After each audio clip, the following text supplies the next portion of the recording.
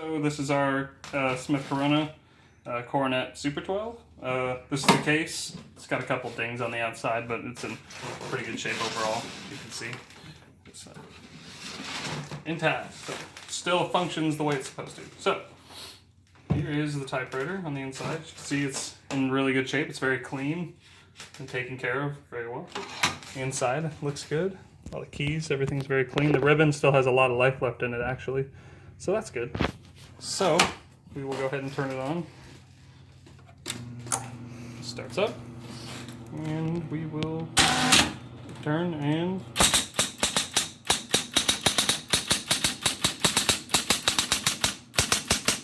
the keys work. As you can see, there's a lot of life left in the ribbon, as I said before. Okay, caps lock.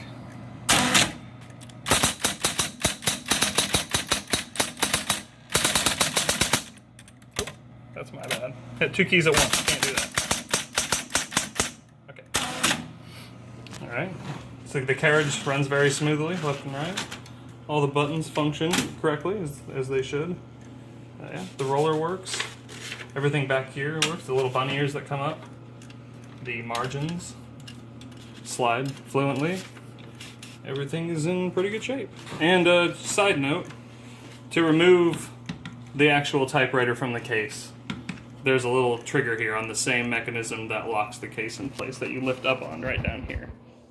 You lift that up, and that unlocks the typewriter from the case, and when you slide it back in, you push that back down, and that locks it in.